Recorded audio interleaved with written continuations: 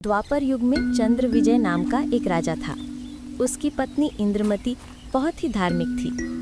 संत महात्माओं का बहुत आदर किया करती थी।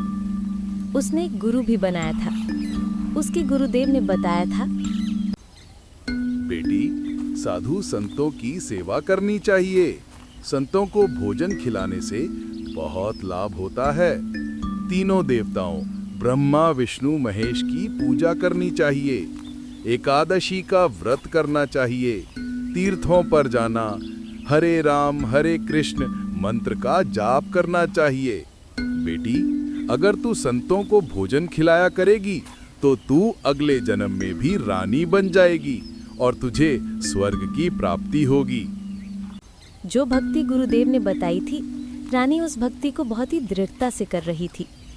एक दिन रानी ने सोचा, गुरुजी ने बताया है कि संतों को भोजन कराने से मैं अगले जन्म में भी रानी बन जाऊंगी और मुझे स्वर्ग की प्राप्ति होगी।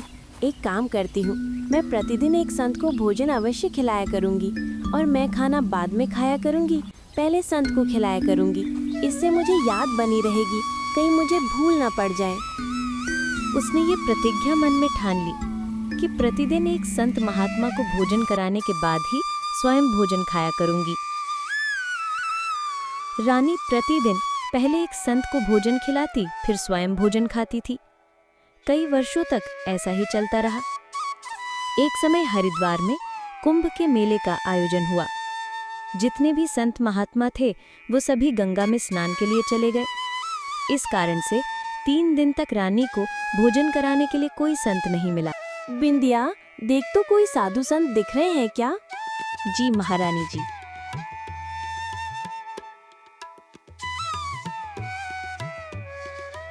महारानी जी, आज कोई साधु दिखा ही नहीं है। अच्छा, फिर भी तो देखते रहना, कहीं कोई भी साधु दिखे तो। जी महारानी जी। बिंदिया, देख तो कोई साधु संत दिख रहे हैं क्या? जी महारानी जी। बिंदिया, क्या बात है, कोई साधु संत क्यों नहीं मिल रहे हैं? महारानी जी, बहुत सालों बाद हरिद्वार में कुंभ का मेला लगा है। सभी साधु संत उस कुंभ में गंगा स्नान करने के लिए चले गए हैं, इसलिए हमें कोई साधु नहीं मिल पा रहा है। महारानी जी, आप 3 दिन से भूखी हैं और कोई साधु संत भी नहीं मिल पा रहे हैं। आप खाना खा लीजिए। नहीं बिंदिया, चाहे मेरे प्राण निकल जाएं, परंतु मैं संत को खाना खिलाए बिना स्वयं खाना नहीं खाऊंगी।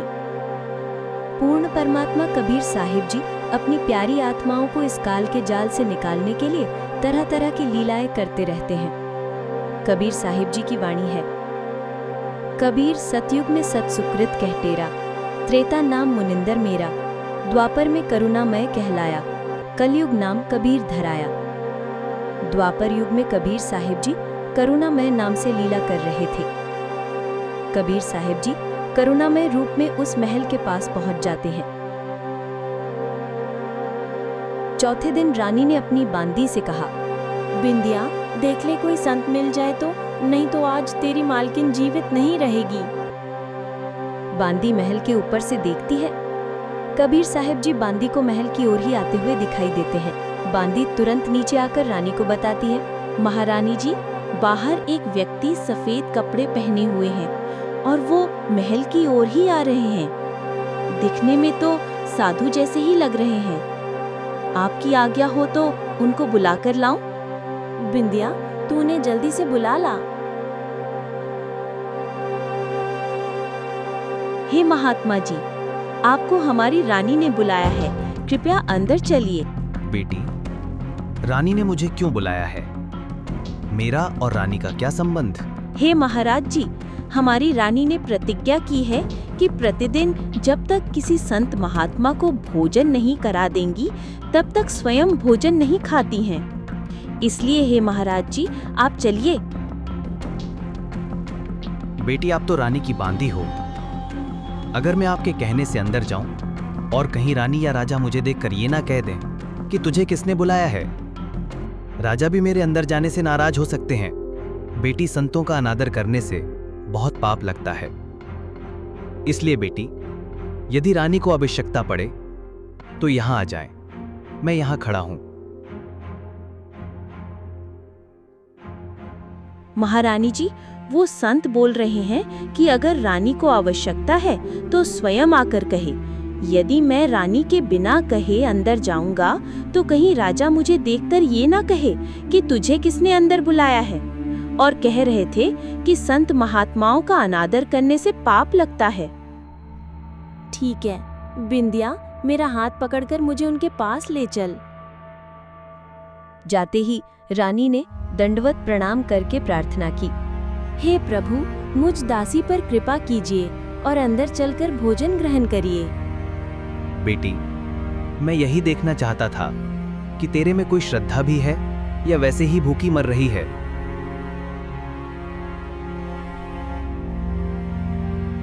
रानी ने अपने हाथों से खाना बनाया। करुणामय रूप में आए कबीर साहिब जी ने कहा, मैं खाना नहीं खाता, मेरा शरीर खाना खाने का नहीं है। हे महाराज जी, फिर तो मैं भी खाना नहीं खाऊंगी। अच्छा ठीक है बेटी, चलो खाना खाते हैं। करुणामय रूप में कबीर जी ने भोजन किया। करुणामय साहिब ने खाना खा लिया और रानी ने भी खाना खा लिया। खाना खाने के बाद कबीर साहिब जी ने रानी से पूछा, बेटी, आप जो ये साधना कर रही हैं, ये आपको किसने बताई है? मेरे गुरुदेव ने आदेश दिया है। क्या आदेश दिया है आपके गुरुदेव ने? ब्रह्मा विष्णु महेश की पूजा करना, एकादशी का व्रत करना, तीर्थों पर जाना, देवी पूजा, श्राद्ध निकालना, मंदिर में जाना, संतों की सेवा करना और गुरुजी जो मंत्र बताएं उस मंत्र का जाप करना चाहिए। गुरुजी ने बताया था, अगर तू ये पूजा साधना करेगी तो तू अगले जन्म में भी रानी बन जाएगी और तुझे स्वर्ग की प्राप्ति होगी। बेटी, जो साधना आपके गुरुदेव ने बताई है, ये आपको जन्म और मृत्यु, स्वर्ग नरक व 84 लाख योनियों के कष्ट से मुक्ति प्रदान नहीं करा सकती। बेटी, इन साधनाओं को करने से आपके जो पुण्य बनेंगे, उन पुण्यों के हिसाब से आपको स्वर्ग भी प्राप्त हो सकता है। लेकिन जब आपके पुण्य खत्म हो जाएंगे, तब आपको फिर इस पृथ्वी लोक पर आना होगा। और जब आपके पुण्य समाप्त हो जाएंगे, उसके बाद आपको 84 लाख योनियों में भी जाना होगा। ये इस लोक का नियम है। 84 लाख योनियों में कुत्ते, सूअर, गधे तथा अन्य जीवों के जीवन में भी भयंकर कष्ट उठाने पड़ते हैं। बेटी, तुम्हारे गुरुजी द्वारा बताई गई इन सभी साधनाओं से जन्म और मृत्यु, स्वर्ग नरक व 84 लाख योनियों के कष्ट से मुक्ति नहीं मिल सकती है। महाराज जी, जितने भी संत हैं अपनी अपनी प्रभुता आप ही बनाने आते हैं। आप मेरे गुरुदेव के बारे में कुछ न कहो, मैं चाहे मुक्त हो पाऊं या नहीं हो पाऊं। बेटी, वैसे तो तेरी इच्छा है, जो करना है कर, मैं निंदा नहीं कर रहा। क्या मैंने आपके गुरुदेव को गाली दी है या कोई बुरा कहा है? मैं तो भक्ति मार्ग बता रहा हूं। यह भक्ति शास्त्र विरुद्ध है। यह तुझे पार नहीं होने देगी और ना ही तेरा कोई आने वाला कर्म का दंड कटेगा। और सुन ले, आज से तीसरे दिन तेरी मृत्यु हो जाएगी। ना तेरा गुरु बचा सकेगा और ना तेरी ये नकली साधना बचा सकेगी। जब रानी ने ये बात सुनी तो रानी ने सोचा, संत झूठ नहीं बोलते, कहीं ऐसा ना हो कि मैं तीसरे दिन ही मर जाऊं। हे महात्मा जी, क्या मेरी जान बच सकती है? हाँ, बच सकती है। अगर तू मेरे से उपदेश लेगी, मेरी शिष्या बनेगी, पिछली पूजाएं त्यागेगी, तब तेरी जान बचेगी। लेकिन हे महाराज जी, मैंने सुना है कि गुरुदेव नहीं बदलना चाहिए, गुरु बदलने से पाप लगता है। बेटी, यह भी आपका भ्रम है। यदि कोई रोगी हो जाता है और वह एक वैद्य से औषधि लेता है, यदि उस वैद्य के द्वारा दी जाने वाली औषधि से उस रोगी का रोग नहीं ठीक होता है, तो क्या दूसरे वैद्य से औषधि नहीं लेनी चाहिए? ठीक इसी प्रकार यदि हमारा गुरु हमें जन्म मृत्यु और 84 लाख योनियों के कष्ट से मुक्ति नहीं दिला सकता है, तो उस गुरु को छोड़कर ऐसे गुरु की खोज करनी चाहिए जो हमें जन्म मृत्यु और 84 लाख योनियों के कष्ट से मुक्ति दिलाकर पूर्ण मोक्ष प्राप्त करवा दे। फिर उस पूर्ण गुरु से दीक्षा लेकर भक्ति करके पूर्ण मोक्ष प्राप्त करना चाहिए। क्योंकि मनुष्य जीवन हमें बहुत ही मुश्किल से मिलता है। इस मनुष्य जीवन का सिर्फ एक ही उद्देश्य होता है पूर्ण परमात्मा की भक्ति करके पूर्ण मोक्ष प्राप्त करना। रानी वैसे तो नहीं मानती, परंतु मृत्यु दिखने लगी तो कहीं सच में मेरी मृत्यु ना हो जाए। ठीक है जी, जैसे आप कहोगे मैं वैसे ही करूंगी। करुणामय रूप में कबीर साहिब ने रानी को दीक्षा दी। बेटी, अब ध्यान से सुन। तीसरे दिन मेरे रूप में काल आएगा, तू उससे बोलना नहीं। जो मैंने नाम मंत्र दिया है, इसका जाप करते रहना। उसके बाद ही उसके पास जाकर प्रणाम करना है। ये मेरा केवल इस बार आदेश है। वैसे तो गुरुदेव आए तो अति शीघ्र ही चरणों में प्रणाम करना चाहिए। ठीक है जी, जैसे आप कहोगे मैं वैसे ही करूंगी।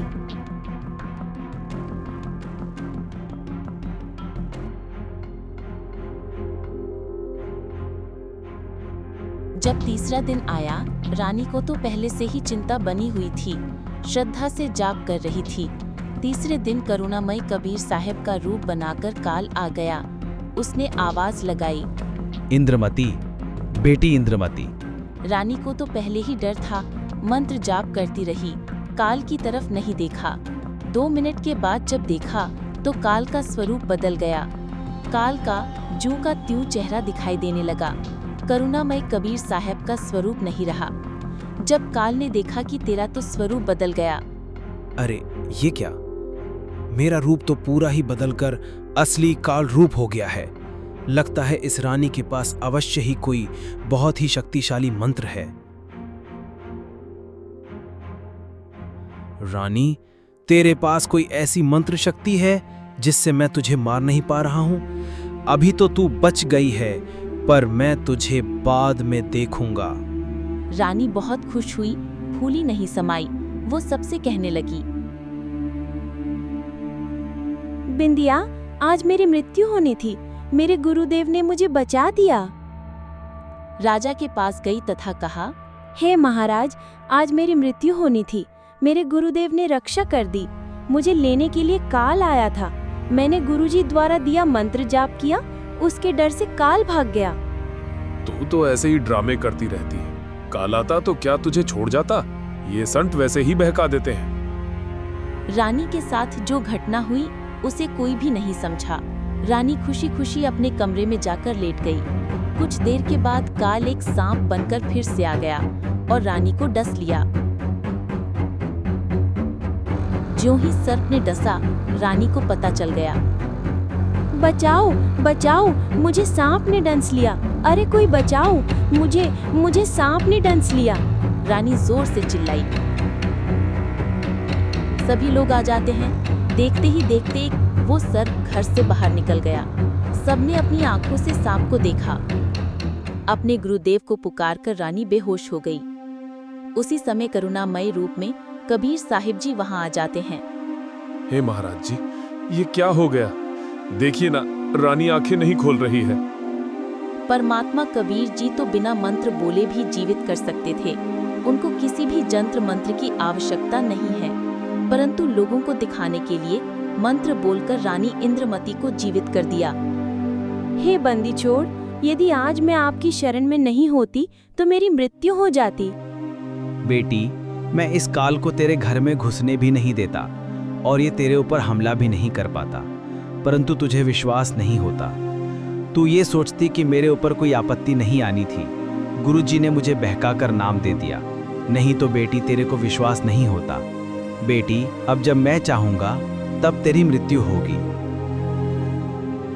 करुणामय रूप ने कबीर साहब जी ने रानी इंद्रमती को समय समय पर आकर रानी की भक्ति में अति श्रद्धा देखकर सतनाम और कुछ समय बाद सार नाम दे दिया।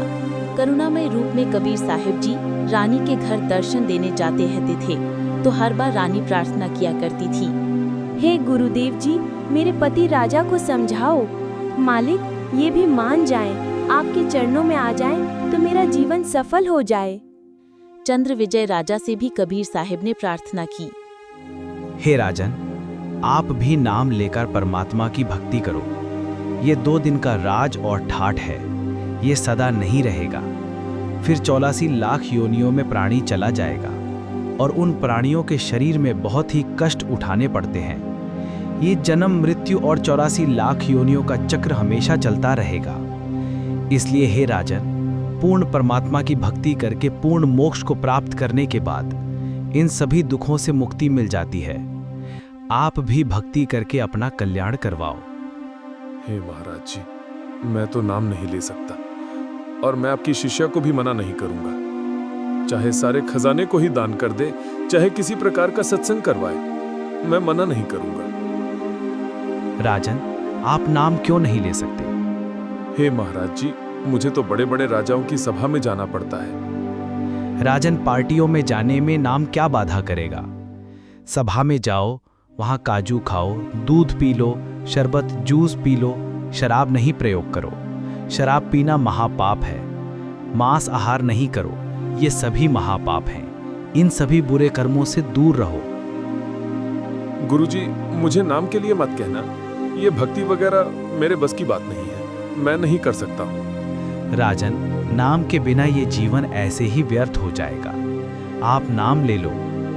कबीर साहिब जी ने राजा को बहुत समझाया, परंतु राजा नहीं माना। बेटी, मैंने राजा को बहुत समझाया, परंतु उसने मेरी बात नहीं मानी। इस 2 दिन के झूठे सुख को देखकर राजा की बुद्धि भ्रष्ट हो चुकी है। बेटी, तू भक्ति करके अपना आत्म कल्याण करवा। मृत्यु के उपरांत कोई किसी का पति नहीं और कोई किसी की पत्नी नहीं। ये 2 दिन का संबंध है। अपना कर्म बना बेटी। जब इंद्रमती वृद्ध हुई, तब करुणामय रूप में कबीर साहिब बोले, अब बोल, इंद्रमती क्या चाहती है? चलना चाहती है सतलोक? हे प्रभु, मैं तैयार हूँ, बिल्कुल तैयार हूँ दाता। बेटी, तेरी पोते या पोती या किसी अन्य सदस्य में कोई ममता तो नहीं है? बिल्कुल नहीं साहिब, आपने ज्ञान ही ऐसा निर्मल दे दिया, इस गंदे लोक की क्या इच्छा करूं? ठीक है, चल बेटी। रानी प्राण त्याग गई। परमेश्वर कबीर जी करुणामय रूप में रानी इंद्रमती की आत्मा को ऊपर ले गए। इसी ब्रह्मांड में एक मानसरोवर है। इंद्रमती को वहां पर कुछ समय तक रखा। करुणामय रूप में कबीर परमेश्वर जी ने रानी से फिर पूछा, बेटी, तेरी कुछ इच्छा तो नहीं है? यदि इच्छा रही तो दोबारा जन्म लेना पड़ेगा। यदि मन में संतान व संपत्ति या पति पत्नी आदि की इच्छा थोड़ी सी भी रह गई तो आत्मा सतलोक नहीं जा सकती। हे परमात्मा, आप तो अंतर्यामी हो, कोई इच्छा नहीं है, आपके चरणों की इच्छा है। लेकिन मन में एक शंका बनी हुई है। मेरा जो पति था, उसने मुझे किसी भी धार्मिक कर्म के लिए कभी मना नहीं किया। नहीं तो आजकल के पति अपनी पत्नियों को बाधा कर देते हैं। यदि वो मुझे मना कर देता तो मैं आपके चरणों में नहीं लग पाती, मेरा कल्याण नहीं होता। हे परमात्मा, उसका इस शुभ कर्म में सहयोग का कुछ लाभ मिलता हो तो कभी उस पर भी दया करना। करुणामय रूप में कबीर साहिब जी ने देखा कि ये नादान इसके पीछे फिर अटक गई। कबीर साहिब बोले, ठीक है बेटी, अभी तो 2-4 वर्ष यहीं पर रहे। कुछ समय बाद राजा की भी मृत्यु का समय आ गया। यम के दूत उस राजा को ले जाने के लिए आ गए। राजा अपने कमरे में चक्कर खाकर गिर गया। यम के दूतों ने उसकी गर्दन को दबाया। राजा की टट्टी पेशाब निकल गया। करुणामय रूप में कबीर परमेश्वर जी ने रानी को वहां से दिखाया। बेटी, देख तेरे राजा की क्या हालत हो रही है। यम के दूत उसका गला दबा रहे हैं। हे परमात्मा, आप देख लो दाता, यदि उसका भक्ति में सहयोग का कोई फल बनता हो तो दया कर दो। ठीक है बेटी। कबीर साहिब जी वहां गए जहां राजा चंद्र विजय अपने महल में पड़ा था। यमदूत उसके प्राण निकाल रहे थे। कबीर परमेश्वर जी के आते ही यमदूत आकाश में उड़ गए। चंद्र विजय होश में आ गया। सामने करुणामय रूप में परमेश्वर कबीर जी खड़े थे। चंद्र विजय चरणों में गिरकर याचना करने लगा, हे गुरुदेव, मुझे क्षमा कर दो दाता। इन यमदूतों से मेरे जान बचा लो मालिक। राजन, आज भी वही बात है, उस दिन भी वही बात थी। नाम लेना होगा। राजा चंद्र विजय गिड़गिड़ाता हुआ बोला, मैं नाम ले लूंगा जी, अभी नाम ले लूंगा। मुझे अभी नाम दे दो। कबीर परमेश्वर ने नाम उपदेश दिया और कहा, अब मैं तुझे 2 वर्ष की आयु दूंगा। यदि इन 2 वर्ष में तूने भक्ति कर ली तो ठीक, नहीं तो फिर कर्मदंड रह जाएगा। उसके बाद चंद्र विजय श्रद्धा से 2 वर्ष तक भक्ति करता रहा। फिर कबीर साहिब जी चंद्र विजय को भी पार कर ले गए। इस तरह कबीर परमात्मा जी ने चंद्र विजय का भी कल्याण किया।